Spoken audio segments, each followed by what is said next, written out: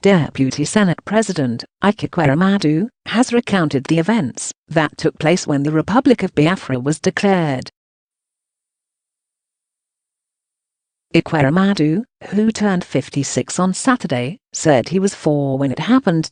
Speaking in Enugu at 7th Enugu Annual Youth Summit, Ekweremadu said that kids like him who couldn't fight suffered terrible shock during the Civil War. His full statement below. I am happy to address the 7th Enugu Youth Summit. Today, I am going to talk to you about myself with the hope that the young people here will learn 1 or 2 things. I was born in 1962 and will be 56 on the 12th of May. It was on my 4th birthday that the Republic of Biafra was declared, and what followed was 30 months of civil war. Within those 30 months, those of us who were too young to fight suffered a lot of setbacks. We had to sleep under trees, by bank of rivers, and in the valleys, in order to avoid flying bullets. We could not go to school, because schools had been demolished or set on fire. Markets were destroyed, businesses were destroyed. Our friends, brothers, and sisters, who lived in the north and Lagos returned home with their businesses abandoned, their lives destroyed. That was how people like us started. When the war ended in 1970, we managed to go back to school, studying under trees, because there were virtually no schools standing, but we managed to proceed under that condition. By 1974, I had got to elementary 6 and took the first school leaving certificate. Now, because of the number of children in the family that also required education, a decision had to be made whether I would learn a trade or proceed with my education. That decision took 1 year, and it was that I was going to learn a business or trade. The day I was to be taken away to start learning the business, I disappeared from the house. When I eventually returned, it was obvious to my parents that I preferred to go to school, and in 1975, I got into secondary school. In spite of that setback, by the time I finished in 1980, I made grade 1, scoring A in almost all subjects.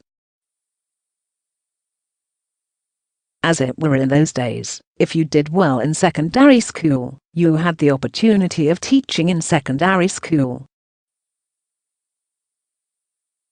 I was employed as a teacher and deployed to St. Vincent Secondary School, Agbogugu. 2 years later, I entered the University of Nigeria, earning my LL.B, went to law school, was called to the bar and later returned to the University of Nigeria for my LL.M. Years later, I got my doctorate degree in law. Today, as part of my academic pursuit, I am a proud professor of the Southern University in Baton Rouge, Louisiana in America. My first political experience came when I was 10 years old. I became the chairman of my age grade, and this spanned a period of 30 years. I later became the president of my town union at 30. At 35, I became a local government chairman. At 37, I was chief of staff. At 39, I became secretary to the state government, and at 41, I was already in the Senate. So, I have good news for you. If I could do it, you too can do it. That is the essence of this story. If anybody tells you, young men and women out there, that tomorrow belongs to you, don't listen to him. It is today that belongs to you. The next issue is, what has propelled me all these years? One is my absolute trust in God. I have always believed that power comes from God, and with Him, there is nothing you cannot achieve.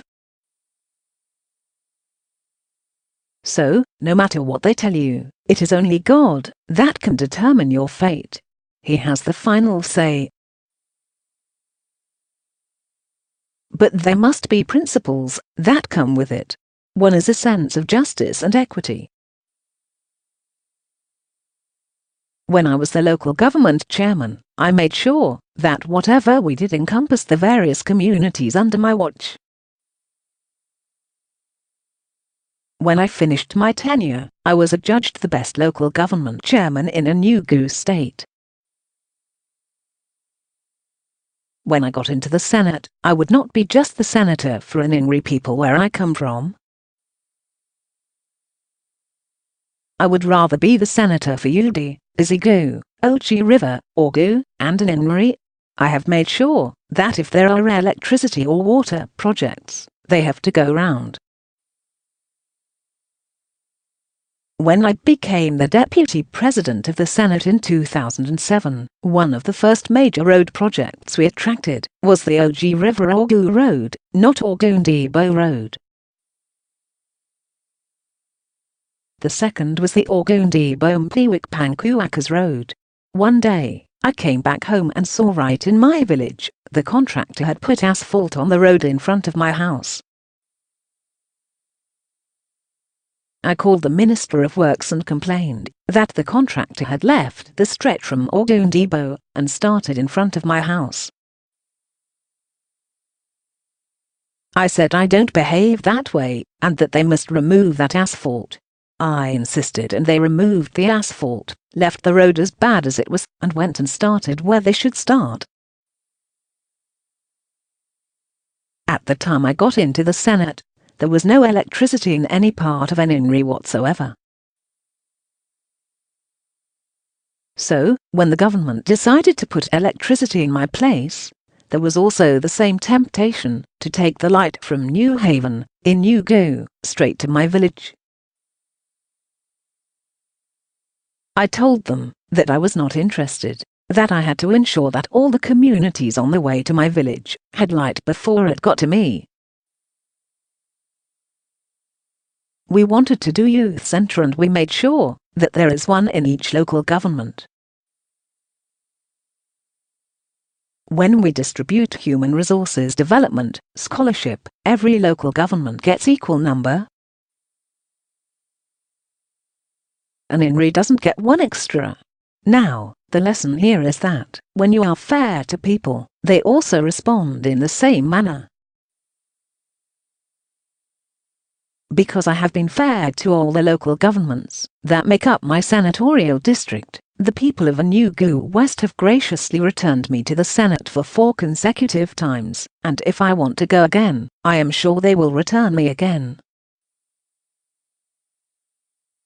At the Senate, I try not to see myself as the senator representing Enugu West, or just Enugu State or Igboland.